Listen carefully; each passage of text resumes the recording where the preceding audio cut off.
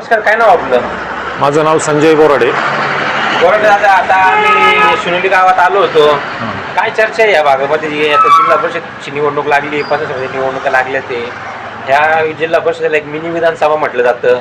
विधानसभेला ह्या भागातील लोकांनी पण एक वेगळा कल दिला होता. तर जिल्हा परिषदेला काही इकडच्या लोकांची मानसिकता काय आहे, नक्की वातावरण काय या भागामध्ये निवडणुकी संदर्भात? आता कसं आहे बरं का, राष्ट्रवादी काँग्रेस पक्ष, अजितदादा पवार गट आणि राष्ट्रवादी काँग्रेस पक्ष, शरद पवार गट, ह्या दोन्ही गटांचेच जास्त बहुसंख्येने मतदार आहेत.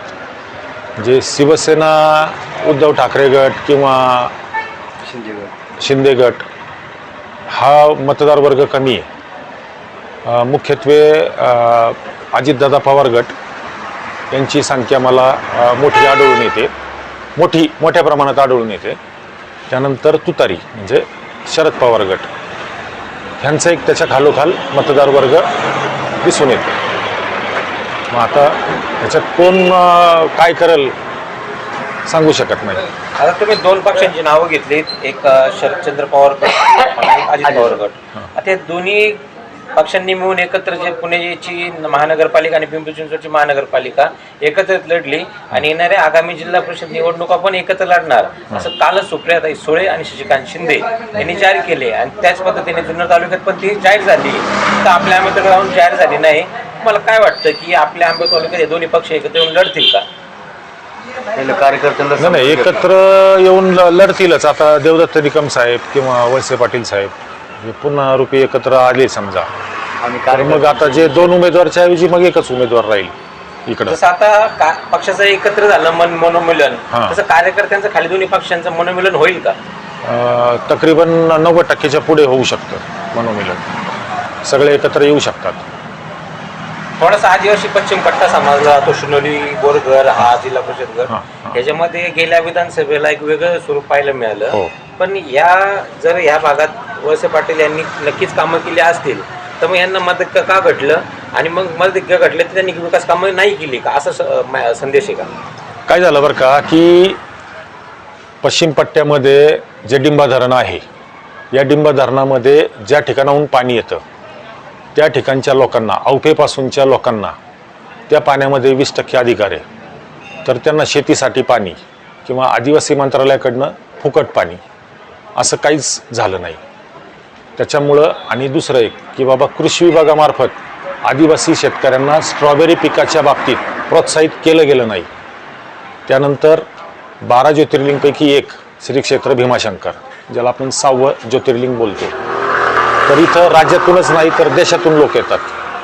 मग अद्याप येतो इकडचा जो आदिवासी समाज आहे त्यांना बँकेतून शेती तारण ठेवून किंवा घर तारण ठेवून कर्ज मिळत नाही. मग जर इकडं पूर्ण देशातून लोक येतात, फक्त जम्मू आणि काश्मीरमधले सोडून बाकी सर्व देशातले लोक येतात, तर इकडं हे जे लोक दर्शनासाठी येतात ना, तर त्यांच्यासाठी पेट्रोल पंप म्हणा किंवा बाबा टायर पंक्चरचं दुकान म्हणा, स्पेअर पार्ट्सचं दुकान म्हणा किंवा काही असं अर्थसहाय्य त्यांना मिळत नाही. ते जर मिळालं शरद बँकेच्या माध्यमातून किंवा PDCC बँकेच्या माध्यमातून, तर इकडचे जो बेरोजगार तरुण वर्ग आहे आदिवासी समाजातला, तो त्याची ग्रोथ होऊ शकते, म्हणजे त्याचा आर्थिक विकास दर वाढू शकतो. तसं नाही आहे, म्हणून आता जागरूक झालेली आहेत लोक. त्याच्यामुळं कदाचित मागच्या विधानसभेच्या वेळेला थोडा फटका बसलेला असू शकतो. पण ही ज्या समस्या सांगितल्या की विरोधात मतदान करून या समस्या सुटल्या का? आणि जर ह्या सुटल्या नाही तर जो काही राज्यामध्ये आणि देशामध्ये जे सरकार आहे, एक प्रकारे त्यांच्याकडून निधी आणि फंड येतो या विकास कामासाठी, तर विरोधात मतदान झाल्यामुळे त्याचा फटका खालीच्या शेवटच्या तळागाळातल्या माणसांना पडतोय का?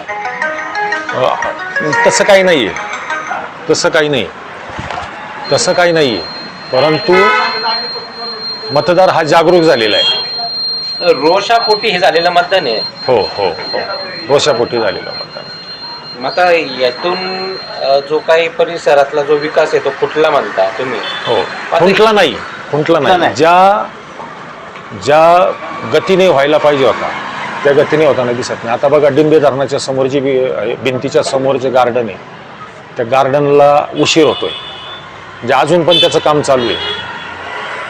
जे गार्डन पण नाही, त्याच्यानंतर हिरडा फॅक्टरीचं पण नाही काहीच. त्याच्यानंतर बघा श्रावण महिन्यामध्ये आपल्याकडे नेमकी जास्त लोक येतात आणि धुकं असतं, मग लोकांना धुक्यामध्ये रस्ता दिसत नाही, मग रोडला रिफ्लेक्टर बसवणे किंवा स्ट्रीट लाईट बसवणे असं काहीच नाही. जिथून बाबा धुकं चालू झालेलं आहे तसं काहीच नाही ना. एवढ्या काही समस्या आहे, एवढ्या समस्या स्थानिक लोकप्रतिनिधींनी काही जाणून घ्यायचा प्रयत्न केला का? तुम्ही त्यांच्यापर्यंत पोहोचले का? आता ते त्यांच्यापर्यंत मांडल्यात का? आपल्यापेक्षा त्यांचं काय म्हणणं आलं? तर ते आपल्यापेक्षा हुशार आहेत म्हणून तर ते लोकप्रतिनिधी आहेत. घार उंचावर फिरते परंतु तिचं लक्ष खाली असतं. तसं साहेबांचं पण असू शकेल कदाचित, काय प्री प्लॅन वगैरे असू शकतो. ठीक आहे, आता साधारणतः येणाऱ्या निवडणुकीत ह्या भागातून कोणता उमेदवार मला चांगलं वातावरण आहे?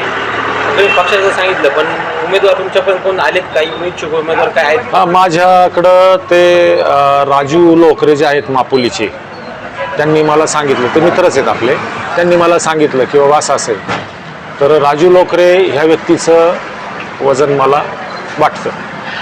साधारण ते कोणत्या पक्षातून उभं राहणार आहे? घड्याळ राष्ट्रवादी काँग्रेस पक्ष, अजितदादा पवार गट, की राजू लोकरे सगळ्यांमध्ये मिळून मिसळून असतात. राजू लोक हां, त्यांची मंडळी आता डिंबेगावची सरपंच आहे, लोकनियुक्त. चालतं, धन्यवाद. चालेल.